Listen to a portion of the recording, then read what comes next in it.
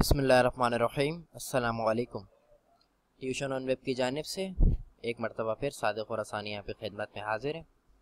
और इस ट्यूटोरियल में हम जो है वो टूल बॉक्स के बारे में पढ़ेंगे और आई ड्रॉपर टूल जो है यहाँ से हम शुरू करेंगे। तो पिछले पाँच टूल के बारे में हम पढ़ चुके हैं, तो आज हम आई ड्रॉपर टूल के बारे में पढ़ेंगे और बाकी टूलों के बारे में भी इंशाल्लाह पढ़ेंगे। सबसे पहले फ़ाइल में जाके एक मैं फ़ाइल जो है ओपन करवा लेता हूँ। फाइल को मैं ओपन करा लेता हूँ।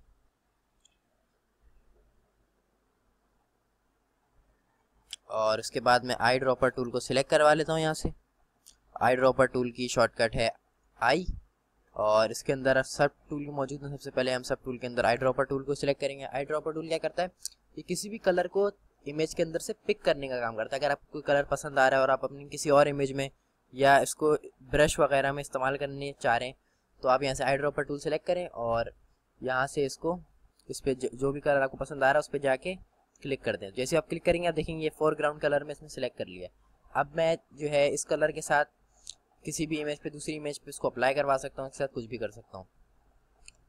और इसके बाद जो है हमारे पास दूसरा टूल जो है वो है colour stamper tool. Colour stamper tool का भी काम वही होता है। ये जैसा आप ये देख सकते हैं, मैं इस पर यहाँ पे क्लिक करवाऊंगा, जो भी मुझे कलर पसंद है तो ये उसके बारे में पूरी डिटेल्स वगैरह जो है हमें दे देता है।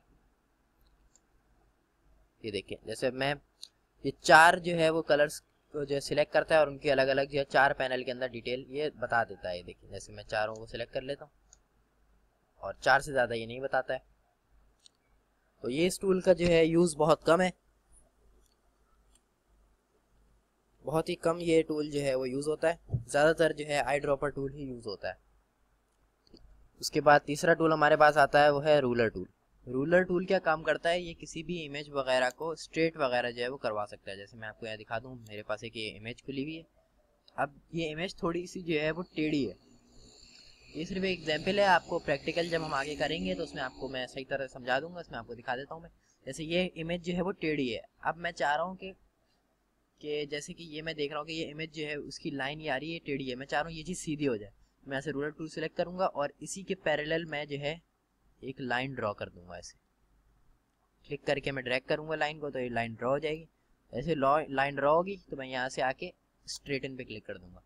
जैसे ही मैं स्ट्रेटन पे क्लिक करूँगा तो ये ऑटोमेटिकली उसको क्रॉप वगैरह सब कुछ करके और इसको जो है वो मुझे स्ट्रेट करके दिखा देगा। और ये देखिए, ये इसने जो है स्ट्रेट कर दिया इसको बहुत ही आराम से। और इसके बाद जो हमारे पास टूल आता है वो है नोट टूल। यानी कि आप जो है अपनी किसी भी तस्वीर के किसी एलिमेंट के साथ कोई नोट वगैरह लिखना चाह रहे हैं। जैसे मैं यहाँ पे इस पिक्चर के साथ कोई नोट लिखना चाह रहा हूँ, तो मैं यहाँ पे आके नोट टूल से सिलेक्ट करूँगा और जैसे मैं एंटर करूँगा तो यहाँ पे वो एक नोट जो है मैं दे सकता हूँ। जैसे मैं यहाँ नोट दे देता हूँ कि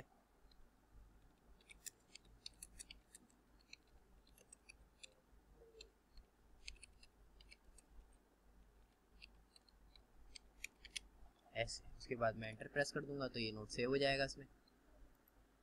और जब भी मैं यहाँ पे जो है क्लिक करवाऊँगा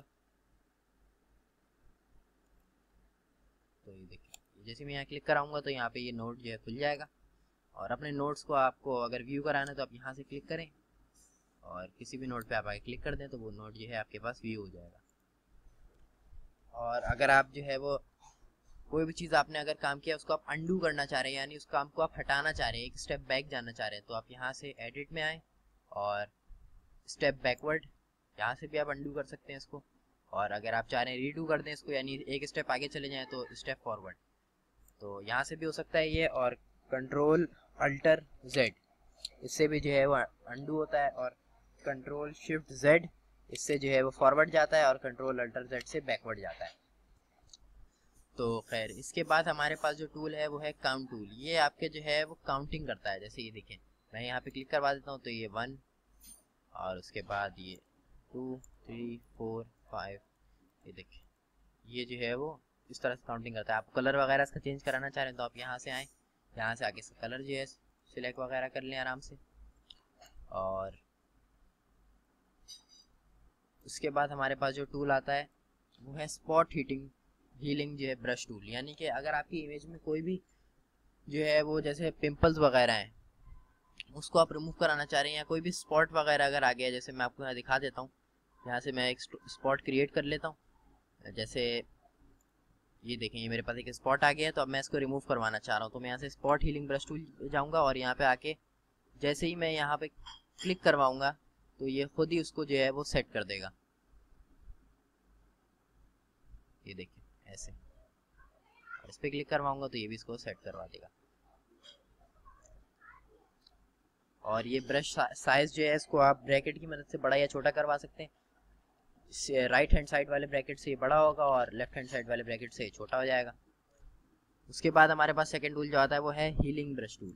हीलिंग ब्रश टूल भी यही काम करता है, बस इसको जो है वो एरिया सिलेक्ट करवाना पड़ता है। यानी जैसे कि मैं चाह रहा हूँ कि मैं ये वाले एरिया को यहाँ पे जो है वो पेस्ट कर दूँ लाके, तो मैं यहाँ आऊँगा और अल्टर की प्रेस करूँगा और क्लिक कर दूँगा और उसके बाद अल्टर की छोड़ दूँगा और यहाँ पे आके जहाँ पर ही मुझे करना है तो मैं यहाँ पे आके उसको क्लिक करवा के इस तरह से ड्रॉ करवा सकता हूँ।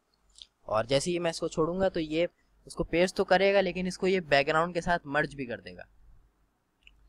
और उसके बाद तीसरा टूल हमारे पास है पैच टूल। पैच टूल क्या काम करता है कि पैच टूल भी जो है वो मर्ज करने का ही काम करता है जैसे कि, लेकिन जो है जिस एरिया पे आपको कोई चीज़ मर्ज करानी है आपको उस एरिया को पैच टूल से सिलेक्ट करना पड़ता है। जैसे ये देखें मैं यहाँ से आके इस एरिया को सिलेक्ट कर लेता हूँ, ऐसे ये देखें ये सिलेक्ट हो गया। अब मैं कौन सा एरिया यहाँ पे जो है वो पेस्ट कराना चाह रहा हूँ तो मैं इसको यहाँ से उठा के ड्रैग करूँगा और अगर मैं चाह रहा हूँ मैं ये एरिया को वहाँ पे जो है पेस्ट करा दूँ तो मैं यहाँ से इसको पेस्ट यहाँ से वहाँ करा सकता हूँ इस तरह से। ये देखिए ये भी जो है वो बैकग्राउंड के साथ मर्ज कर देता है इसको पेस्ट करने के बाद। प्रैक्टिकल जब हम करेंगे तो आपको और अच्छी तरह समझ में आएगा, अभी सिर्फ जो है मैं इसका इंट्रोडक्शन दे रहा हूँ एक।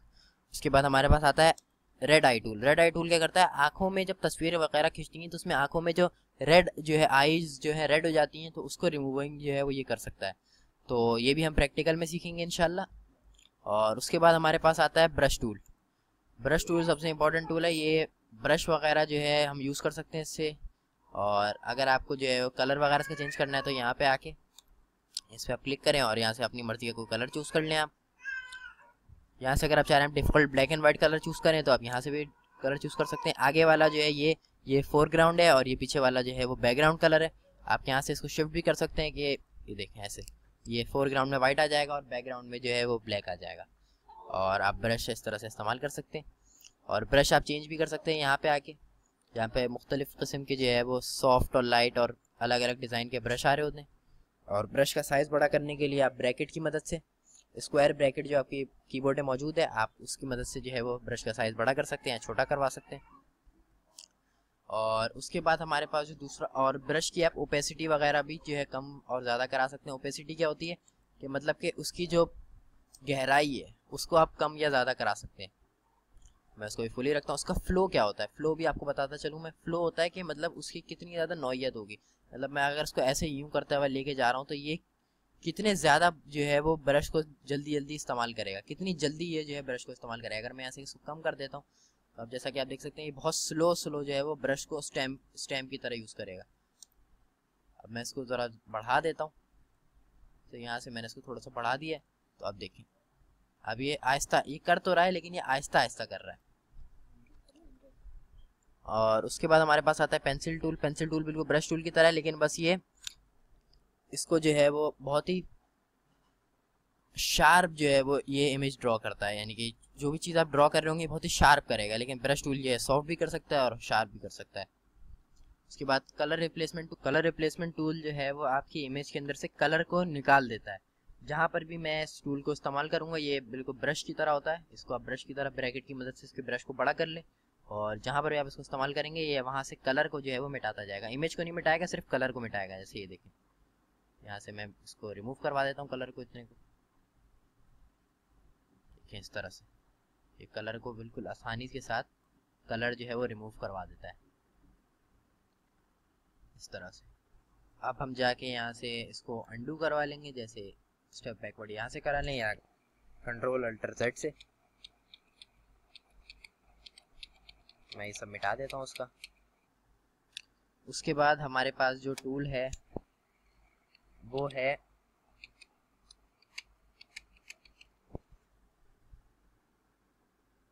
Mixer brush tool. Mixer brush tool क्या करता है, ये कलर को जो है वो फैला देता है। जैसे ये देखिए मैं यहाँ से इसके ब्रश का साइज छोटा करवा लेता हूँ थोड़ा सा, और अब ये देखें यहाँ से मैं इसको यूज़ करता हूँ, ये देखिए ये कलर को जो है वो फैला रहा है इस तरह से। जब हम प्रैक्टिकल करेंगे तो आपको इसका यूज़ समझ में आ जाएगा कि इसका यूज़ क्या होता है। इंशाल्लाह प्रैक्टिकल में हम सीखेंगे कि इसका यूज़ क्या होता है। उसके बाद ये टूल हमारे पास ख़त्म हुआ। इसके बाद हम आते हैं clone stamp tool. Clone stamp tool बिल्कुल इस टूल के जो है स्पॉट हीलिंग ब्रश टूल और दूसरे टूल इसके जो है इसकी तरह काम करता है। बस ये काम ये करता है कि जैसे आप ये देखें, जैसे मैं यहाँ चाह रहा हूँ कि मैं कोई चीज़ को यहाँ पे ला के वो पेस्ट करा दूँ, तो मैं ये जो है ये चीज़ पेस्ट कराना चाह रहा हूँ, मैं वहाँ जाऊँगा। जैसे मैं ये पेस्ट कराना चाह रहा हूँ तो मैं यहाँ पे आके अल्टर की प्रेस करूँगा और क्लिक करूँगा और अल्टर की छोड़ दूँगा, फिर इधर आऊँगा और जहाँ पे मुझे पेस्ट कराना है और मैं वहाँ पे आके क्लिक करवा के इस तरह से पेस्ट करा दूँगा। लेकिन ये जो है वो बैकग्राउंड के साथ मर्ज नहीं करता। बस यही फ़र्क है इसमें और क्लोन स्टैम्प टूल में और उसमें दूसरे वाले में, कि वो जो है बैकग्राउंड के साथ मर्ज कर देता है और ये बैकग्राउंड के साथ मर्ज नहीं करता है। उसके बाद हमारे पास जो टूल आता है वो है history brush tool. History brush tool मैं आपको यहाँ दिखा देता हूँ। जैसे कि मैं यहाँ पे ब्रश आके यूज़ कर देता हूँ। ब्रश मैंने यहाँ जैसे यूज़ कर लिया है, नॉर्मल मैं एक ब्रश सेलेक्ट कर लेता हूँ। मैंने यहाँ जैसे ब्रश टूल जो है ब्रश यूज़ किया है और सॉफ्ट ब्रश मैंने सिलेक्ट किया हुआ है। देखिए जैसे मैं यहाँ पे ब्रश टूल कर रहा हूँ, ब्लैक मैं जो है वो कलर यूज़ कर रहा हूँ इस तरह से, और मैंने इसका फ्लो कम किया हुआ है तो ये और भी आहिस्ता आहिस्ता जो है वो हो रहा है। तो मैं इसको फ्लो बढ़ा देता हूँ तो अब ये तेज़ी के साथ होगा ऐसे। और जैसे मैंने ब्रश टूल ये इस्तेमाल कर लिया तो अब मैं इसको मिटाना चाह रहा हूँ। मैं जितने भी मैंने ब्रश से काम किया तो मैं हिस्ट्री ब्रश टूल सेलेक्ट करूँगा और मैं यहाँ से जब भी मिटाऊँगा तो ये सारे सिर्फ ब्रश को मिटाएगा, ये पीछे से तस्वीर को नहीं मिटाएगा। ये देखिए इस तरह से बहुत ही आसानी के साथ ये आप जो है अपनी इमेज के अंदर आपने जो भी मॉडिफिकेशंस किए उसको आप आराम से मिटा भी सकते हैं। उसके बाद जो हमारे पास टूल आता है वो है art brush tool. Art brush tool क्या काम करता है, ये इसका काम बहुत ही आसान काम है। ये काम जो है वो बहुत ही इंपॉर्टेंट भी है। और इस ब्रश टूल के लिए जो है ये मीडिया में आपने ज़्यादातर देखा होगा कि जो है जब किसी की जो है शक्ल वगैरह अगर हमको मिटानी हो, यानी कि वो सामने शो नहीं करनी हो, जैसे मुजरिम वगैरह को दिखा रहे होते हैं तो उनकी शक्ल को जो है वो रिमूव करवा देते हैं, वो उसको ब्लर कर देते हैं। तो ये टूल भी वही काम करता है। जैसे मैं चाह रहा हूँ कि ये वाली चीज़ को मैं ब्लर कर दूँ, तो मैं यहाँ पे आके क्लिक करवाऊँगा तो ये देखिए ये इसको ब्लर कर रहा है। यहाँ से मैं आके डिफरेंट ब्रश के स्टाइल भी चूज़ कर सकता हूँ। मैं आके दूसरा स्टाइल अगर यूज़ कर लूँ, मैं एक घास वाला स्टाइल यूज़ कर लूँगा तो एक घास के उसमें जो है उसको ब्लर कर देगा इस तरह से। उसके बाद मैं दूसरा स्टाइल चूज़ कर लेता हूँ। यहाँ से मैं ऐसे स्टाइल में इसको ब्लर करवा सकता हूँ। उसका साइज़ मैं थोड़ा बड़ा कर देता हूँ ब्रैकेट की मदद से, और ये देखिए अब जब मैं करा रहा हूँ तो ये इस स्टाइल में जो है उसको ब्लर करा रहा है, यानी कलर को ये फैला देता है इस तरह से कि ये ब्लर हो जाए। और इसके बाद हमारे पास जो टूल है वो है रेज़र टूल। रेज़र टूल क्या करता है, आपकी पूरी इमेज को ये मिटा देता है। यहाँ पहले बैकग्राउंड लेयर पे लॉक लगा हुआ है तो मैं बैकग्राउंड से लॉक हटाऊंगा और लॉक हटाने के बाद अब जब भी मैं मिटाऊंगा तो ये पूरी की पूरी इमेज को मिटा देगा। हिस्ट्री ब्रश टूल सिर्फ जो है वो ब्रश की मॉडिफिकेशंस को मिटाता है, लेकिन ये रेज़र टूल जो है वो पूरे रेज़र को मिटा सकता है। अगर आप चाह रहे हैं कि आपका ब्रश टूल बहुत शार्प है तो आप यहाँ से आके इसकी ये एक सॉफ्ट ब्रश सेलेक्ट कर लें और यहाँ से आके अब इसको मिटाएंगे तो अब ये सॉफ्ट होगा। अगर यहाँ से आपको और भी फ्लो उसको भी कम कर सकते हैं आप, ताकि ये आहिस्ता आहिस्ता मिटाएगा देखिए इस तरह से। और इसके अंदर सब टूल जो है वो है बैकग्राउंड इरेजर टूल, यानी कि बैकग्राउंड को ये सिर्फ मिटाएगा। इसका जो है काम आपको प्रैक्टिकल जब हम करेंगे तब आपको समझ में आएगा इंशाल्लाह। और इसके बाद है magic eraser tool. Magic eraser tool क्या करता है, एक जैसे पिक्सल्स को ये आराम से मिटा सकता है। लेकिन जैसे कि ये एक जैसे पिक्सल्स हैं तो मैं इस पर क्लिक करूँगा तो ये पूरे पिक्सल्स को मिटा देगा। तो इस ट्यूटोरियल में हमने ब्रश टूल जितने भी हैं उनके बारे में सीखा, और इंशाल्लाह अगले ट्यूटोरियल में जो है हम ये ग्रेडियंट टूल और पेंट बकेट टूल और इसके अलावा जो नीचे टूल मौजूद हैं उसके बारे में पढ़ेंगे। इसी के साथ tuitiononweb.blogspot.com को आप विजिट करें अगर आप मेरा ट्यूटोरियल पहली मरतबा देख रहे हैं, और सादिक खुरासानी को इजाज़त दें। मिलते हैं नेक्स्ट ट्यूटोरियल में। अल्लाह निगहबान।